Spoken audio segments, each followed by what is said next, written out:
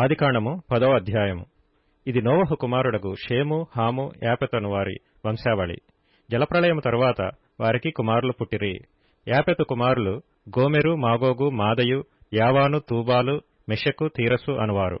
గోమెరు కుమారులు Ashkenaz, Riphath, తోగర్మా అనువారు. యావాను కుమారులు Elisha, తర్షీసు, కిత్తీము, Dodanim అనువారు. వీరి నుండి సముద్ర తీరమందుండిన జనములు వ్యాపించెను. వారి వారి జాతుల ప్రకారము, వారి వారి భాషల ప్రకారము, వారి వారి వంశముల ప్రకారము ఆయా దేశములలో వారు వేరైపోయిరి. హాము కుమారులు కూషు, మిస్రాయిము, పూతు, కనాను అనువారు.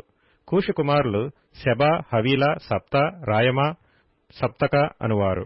రాయమా కుమారులు షేబ, దదాను అనువారు. కూషు నిమ్రోదును కనెను.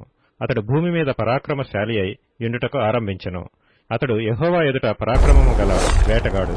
కాబట్టి యెహోవా ఎదుట పరాక్రమము గల వేటగాడైన నిమ్రోదు వలె అను లోకోక్తి కలదు. షీనారు దేశంలోని బాబెలు, ఎరకు, అక్కదు, కల్నే అను పట్టణములు అతని రాజ్యమునకు మొదలు.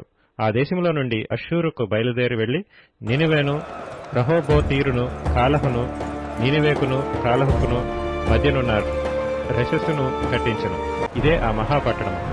మిస్రాయిము, లూదీయులను, అనామీయులను, లెహబీయులను, నప్తుహీయులను, పత్రుసీయులను, కస్లూహీయులను, కప్తోరీయులను కనెను. ఫిలిష్తీయులు కస్లూహీయులలో నుండి వచ్చినవారు. కనాను తన ప్రథమ కుమారుడగు సీదోనును, హేతును, యెబూసీయులను, అమోరీయులను, గిర్గాషీయులను, హివ్వీయులను, అర్కీయులను, సినీయులను, అర్వాదీయులను, షెమారీయులను, హమాతీయులను కనెను. తరువాత కనానీయుల వంశములు వ్యాపించెను. కనానీయుల సరిహద్దు సీదోను నుండి గెరారుకు వెళ్లు మార్గములో గాజా వరకును, సొదొమ, గొమొర్రా, అద్మా, సెబోయిములకు వెళ్లు మార్గములో లాషా వరకును ఉన్నది. వీరు తమ తమ వంశముల ప్రకారము, తమ తమ భాషల ప్రకారము, తమ తమ దేశములను బట్టియు జాతులను బట్టియు ఆమె కుమారులు.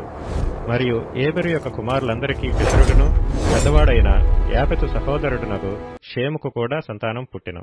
షేము కుమారులు ఏలాము, అష్షూరు, అర్పక్షదు, లూదు, అరాము అనువారు. అరాము కుమారులు ఊజు, హూలు, గెతెరు, మాషను అనువారు. అర్పక్షదు షేలహును కనెను. షేలహు ఏబెరును కనెను. ఏబెరుకు 2 కుమారులు పుట్టిరి. వారిలో ఒకని పేరు పెలగు. ఏలయనగా అతని దినములలో భూమి దేశములుగా విభాగింపబడెను. అతని సహోదరుని పేరు Joktan. Joktan అల్మోదాదును, షెలపును, And the sons of Javan, Elisha, and Tarshish, Kittim, and Dodanim, అబీమాయలును, షేబను, ఓఫీరును, హవీలాను, యోబాబును కనెను. వీరందరూ యొక్తాను కుమారులు. మేషా నుండి సపారాకు వెళ్లు మార్గములోని తూర్పు కొండలు వారి నివాస స్థలము. వీరు తమ తమ వంశముల ప్రకారము, తమ తమ భాషల ప్రకారము, తమ తమ దేశములను బట్టియు, తమ తమ జాతులను బట్టియు షేము కుమారులు. వారి వారి జనములలో వారి వారి సంతతుల ప్రకారము నోవహు కుమారుల వంశములు ఇవే.